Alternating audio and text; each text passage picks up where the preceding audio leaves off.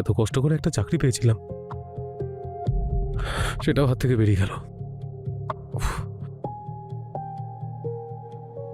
News পেপারটা একটু দেখি।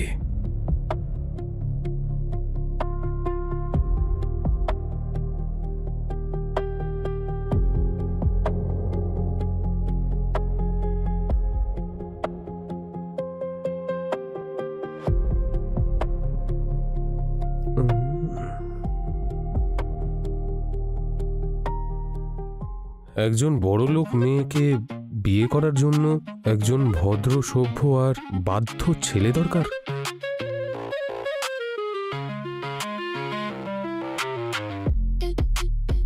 যে মেয়েটা পার্সোনাল লাইফে কোনো রকম কোনো হস্তক্ষেপ করবে না, ছেলেকে থাকা খাওয়ার সুবিধার পাশাপাশি প্রত্যেক মাসে একটা ভালো স্যালারি দেওয়া হবে।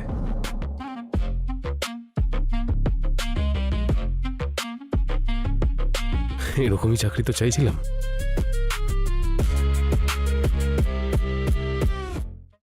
এখানে সব শর্ত লেখা আছে।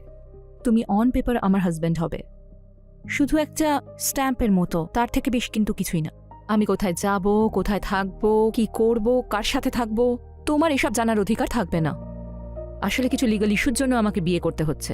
এখানে তুমি শুধু একটা এমপ্লয়ি, তোমায় কিছুই করতে হবে না, কিন্তু 24 ঘন্টা তোমায় অন ডিউটি থাকতে হবে। তুমি তোমার পেমেন্ট পেয়ে যাবে।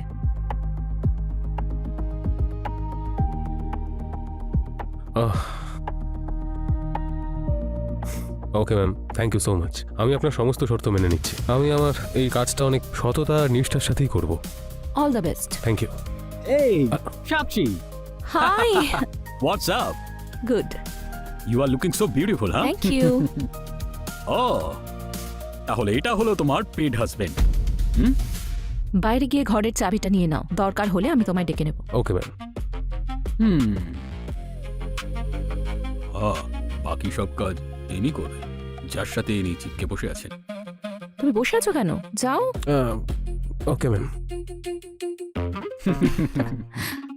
হ্যাঁ, যাই হয়ে যাক না কেন, কাজটা তো আলটিমেটলি অসম্মানেরই। যদি আমার কাছে টাকা থাকতো আমি এই কাজটা কখনো করতাম না। আমি একজন পেইড হাজব্যান্ড। আসল হাজব্যান্ডের কাজ তো ওই লোকটা করছে। আমি এটাই ভাবছি যে আমি চলে আসার পর ওখানে ঠিক কি হচ্ছে। ডার্লিং, হুম, বেডরুমে যাওয়া যাক। এখানেও কেউ আসবে না এখন। এমনিতে তোমার এই পেড হাজবেন্ড একটু অসহায় মনে হচ্ছে না? সে তো আমার দাদু আমায় ফাঁসিয়েছে, না হলে এরকম লোককে তো আমি কাজের লোকও রাখবো না।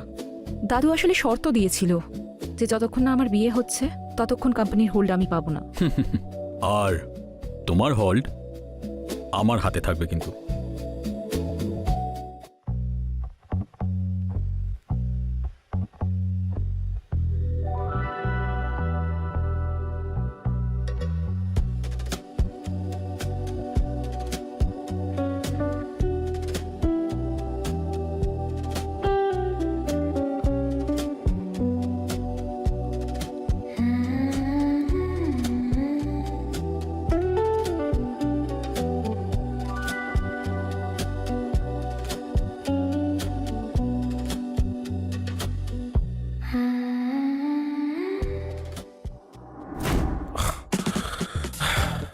আমি সব কেন ভাবছি ভাই?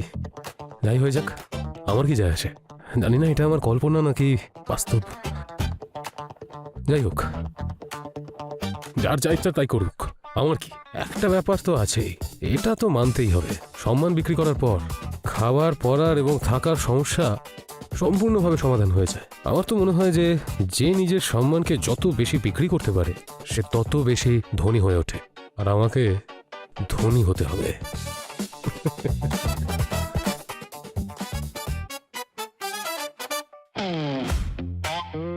Good morning ma'am. Good morning. আমি কি আপনার সঙ্গে হাঁটতে পারি? না, একদমই না। আরে, আমি কি আপনাকে হেল্প করতে পারি? এখন কি জিজ্ঞেস করে সাহায্য করবে, ইডিয়েট? আসুন। Wait wait wait.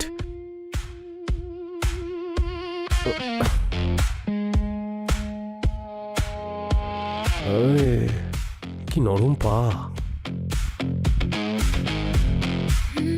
কি করছো তুমি? ছাড়ো আমার পাটা, এখন আমি ঠিক আছি।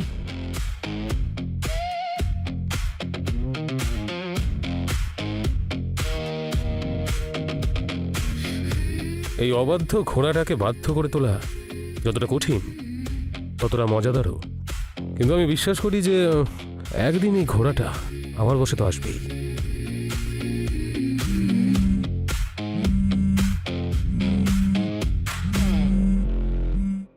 হ্যালো। কোথায় তুমি? আর এসব আমি কি শুনছি? তুমি নাকি কাউকে বিয়ে করেছো? আরে আরে এরকম ব্যাপার নয় গো, ওই বিয়েটা শুধুমাত্র একটা জব। এই জন্যই তুমি আমার কাছ থেকে পালাচ্ছিলে না? আমি তোমার সঙ্গে দেখা করে বোঝাচ্ছি। তুমি যেখানেই থাকো আমার সঙ্গে দেখা করতে এসো, আমি কিছু জানি না। তোমার কাছে বাড়ির চাবি আছে তো? তুমি ঘরের ভেতরে বসো, আমি আসছি। ঠিক আছে।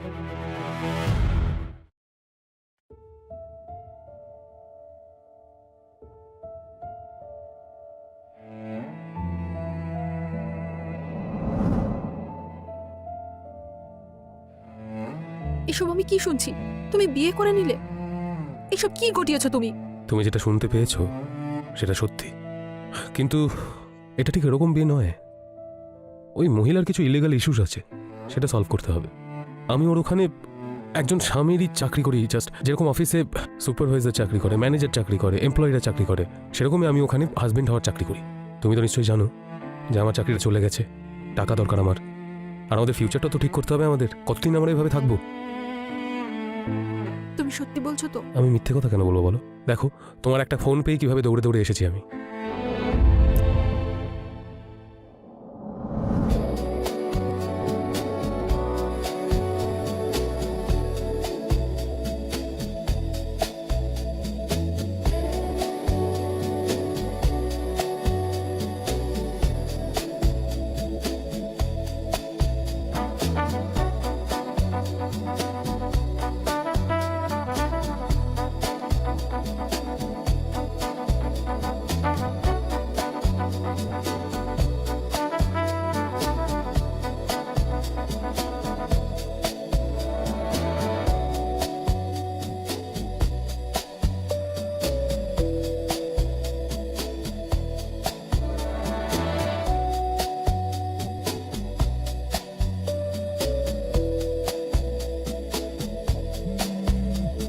কে ফোন করছে? ওইটাই চেক করে দেখি। আরে এটা তো ওই ম্যাডামেরই ফোন। স্পিকারে দাও, আমিও শুনবো। ওকে। হ্যাঁ, হ্যালো। কোথায় গেছো তুমি? আমি দেখেছি যে তুমি তোমার ঘরের মধ্যে নেই। কন্ট্রাক্ট পেপারে পরিষ্কার লেখা আছে যে আমার পারমিশন ছাড়া তুমি কোথাও যেতে পারবে না। ম্যাম, আসলে ওই আমার কিছু আর্জেন্ট কাজ চলে এসেছিল, আমি এক্ষুনি আসছি। তাড়াতাড়ি এসো, কিছু ডকুমেন্টে আমার তোমার সাইনের প্রয়োজন। ঠিক আছে ম্যাডাম, আপনি দাঁড়ান, আমি আসছি। শোনো না, আমাকে একটু জন্য বেরোতে হবে। ঠিক আছে। সবসময় ফোন করতে থাকবে আমাকে, উধাও হয়ে যেও না আবার।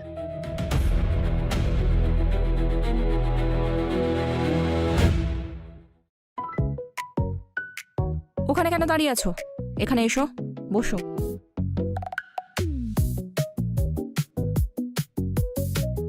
এখানে কিছু পেপার আছে, এতে তোমার সাইন দরকার। যেখানে যেখানে দাগ দেওয়া আছে সেখানে সেখানে সাইন করতে হবে। পড়ে নাও ভালো করে।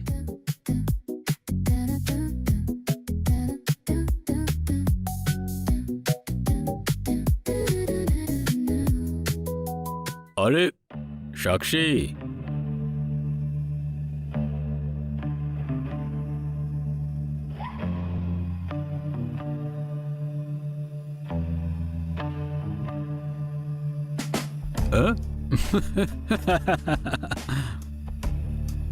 হাজব্যান্ড ওয়াইফের কোনো প্রাইভেট পার্টি চলছে নাকি? মনে হচ্ছে আমি ভুল সময় চলে এসেছি। হ্যাঁ, বাজে কথা বন্ধ করো। এত রাতে কেন এসেছো? আমার তোমার সাথে কিছু কথা আছে, কিছু কাজের কথা আছে তোমার সাথে। কি কথা আছে তোমার? ওই আমি মার্কেটে না একটা নতুন প্রোডাক্ট লঞ্চ করেছি, আর আমি চাই যে তুমি এটাতে আমার সাথে পার্টনার হও। আর আমি তোমাকে মেলও করেছিলাম, মনে হয় তুমি হয়তো দেখোনি। হ্যাঁ, দেখেছিলাম আমি, কিন্তু এই পার্টনারশিপে আমি ইন্টারেস্টেড নই। এই ভেবে নাও, তুমি আমাকে না বলছো? এর আগেও আমি তোমার কথা শুনে অনেক ক্ষতির মুখোমুখি হয়েছি। আজকের পর থেকে আমি তোমার সঙ্গে কোনো বিজনেস করব না। আচ্ছা, তুমি আমাকে মানা করছো? হ্যাঁ, তুমি কি আমাকে হুমকি দিচ্ছ?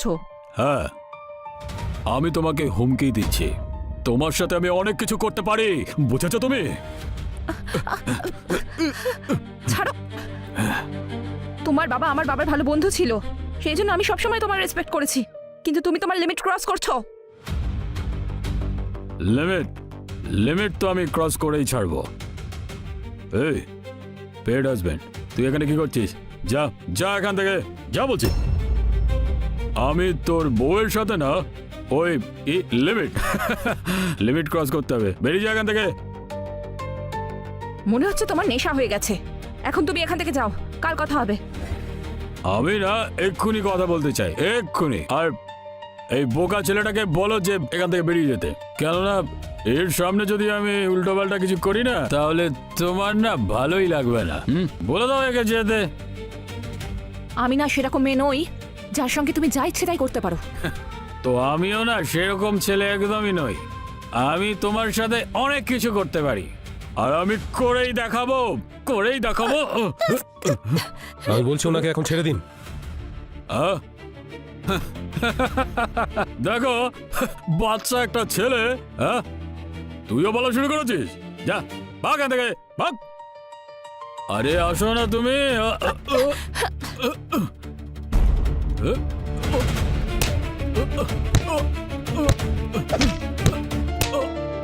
আরে থামো, মেরে ফেলবে নাকি ওকে? শোনো, তুমি কালকে এসো। তোমাকে তো তুমি এটা ঠিক করনি। দেখে নেবো তোকে আমি, দেখে নেবো, ছাড়বো না তোমাদের আমি। তো সাক্ষী আর ওই লোকটার মধ্যে নিশ্চয়ই ওরকম কোনো সম্পর্ক নেই। আমিও কি না ভেবে ফেলেছিলাম। আপনি ঠিক আছেন? আপনি ঠিক আছেন তো? আপনার কোথাও ব্যথা লাগেনি তো? Thank you. এই সমস্ত পেপার আমি সাইন করে দিয়েছি। Thank you so much. আমি যাই।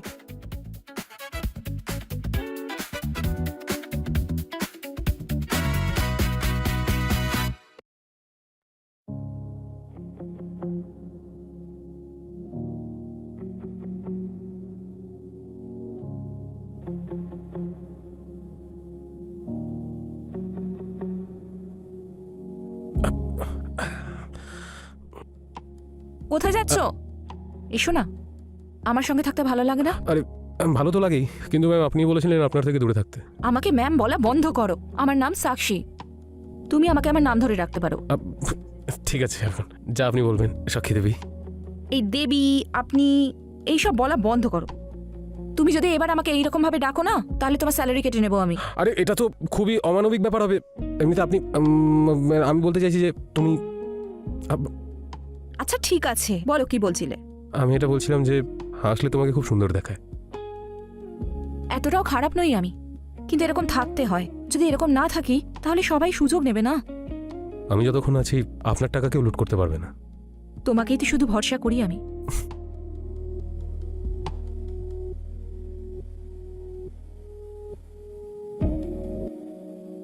এখন তো 5টা আঙুল কি আর মাথা করাইতে। অনেক সময় যে কাজটা আমরা খারাপ ভেবে শুরু করি, সেই কাজটাই পরে ভালো প্রতিপন্ন হয়। এই নম্রতাটাও না একদম পেছনে পড়ে গেছে। সকাল থেকে খালি ফোনই করে যাচ্ছে। আরে আপনি ম্যাম? এখন আর তোমার এখানে থাকার কোনো দরকার নেই, চলো আমার সঙ্গে। এখন আমরা একসঙ্গে থাকবো। ঠিক আছে, আমরা শুধু একসাথে থাকবোই না, আমরা এক প্লেট থেকে খাবারও খাবো, আর একই গ্লাস থেকে জলও খাবো। তাহলে চলো নিজের জিনিসগুলো গুছো। ঠিক আছে, যাচ্ছি।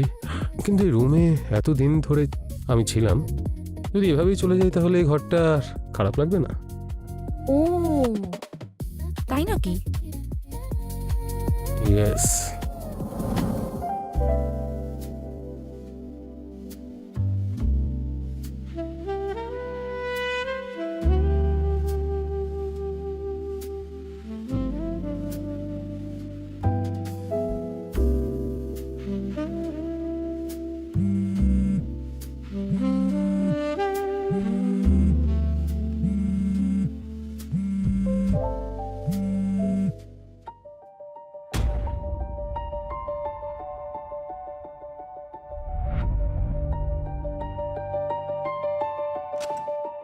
ওই যে তোমার সাক্ষী ডার্লিং ফোন করেছিল আমাকে, হুমকি দিচ্ছে। তুমি এত ভয় পেও না, তুমি বাড়ি পৌঁছো, আমি এখান থেকে বেরোচ্ছি। ওকে?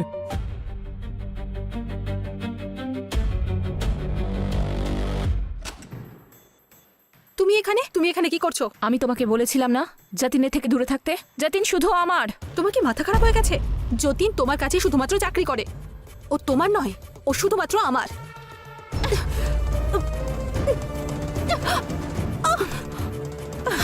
সাক্ষী,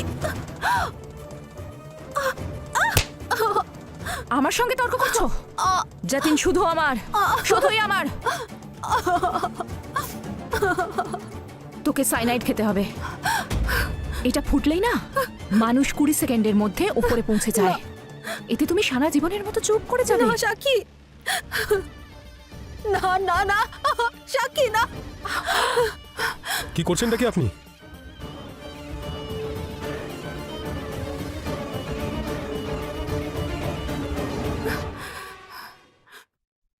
আরে ওকে, ইয়েস, ওর আবার কি হলো?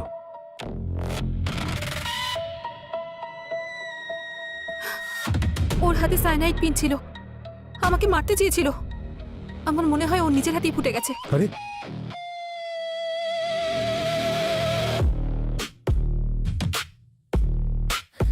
সেটা তো সত্যি সত্যি মরে গেছে। এবার কি হবে? আমার তো ফেঁসে যাবে এবার। আমাদের এত সুন্দর জীবনটা কি হলো এইসব?